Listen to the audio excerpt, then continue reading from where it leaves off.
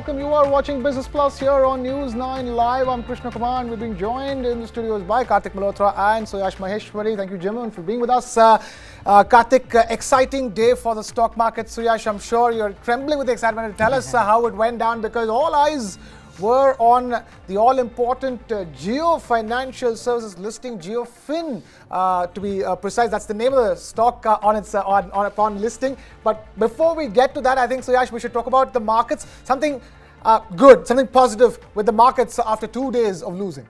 Definitely, and we have to also understand that the market was on a 4-week losing streak, right? So Indian markets managed to snap that current two-day losing streak and ended with modest gains in today's session. Now Sensex was up about 0.41% at 65,216 levels, whereas Nifty 50 rose about 0.43%, marginally below the 19,400 levels.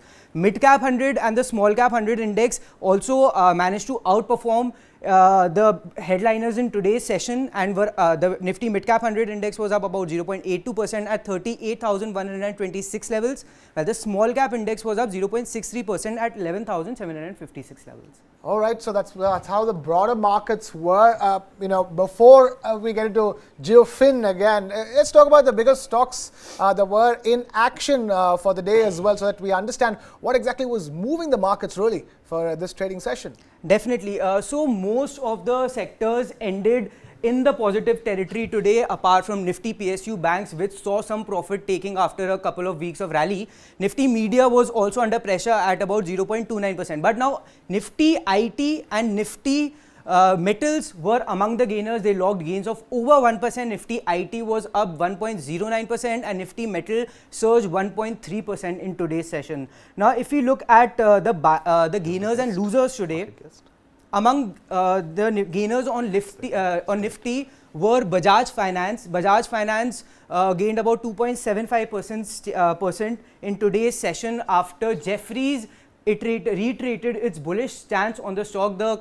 Jefferies has a buy target of about 3,830 rupees on the stock, which gives an upside of about 25% from today's closing. Right. Power Grid Corporation was also in the news. It was up about 2.66%. Adani Ports and Adani Enterprises continue to do well. Actually, we have seen broad-based buying in all Adani stocks in the last 3 sessions. Adani Ports was the top gainer today. It gained about 2.59% after on August 17th, GQG picked up another 2.2 million stake in the company and raised its holding to 5.03%. Adani Enterprise also saw there was a rub-off effect on all Adani stocks. Enterprise was up about 2.31%.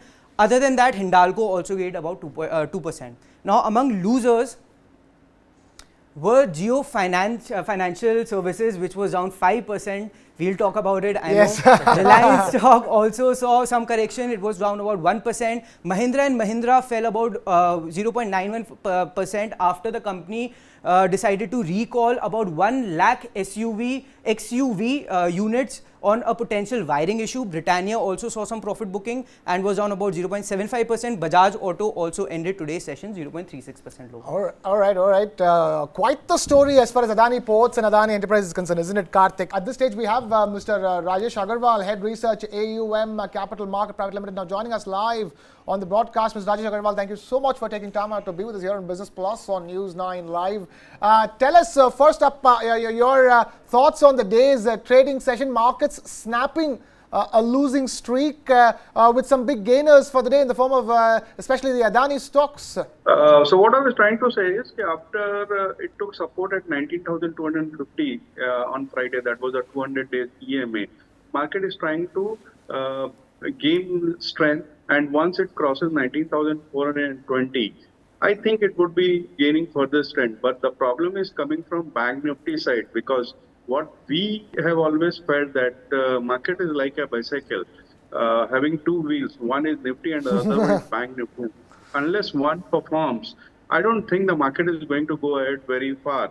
But yes, stock-specific action would be there. There are some concerns regarding Chinese economy, IIP being disappointing, rupee touching 83.42 on Friday. These were some of the concerns, but I think going forward, all global investors will be looking ahead on Jackson Hole meeting on the speech of Mr. Powell. So anything positive from that side would be a big trigger, because we are lacking triggers on the domestic market as such, because all results have been over, RBI meeting is over, macro data is done with. So I think people are looking towards global cues to go ahead. Okay.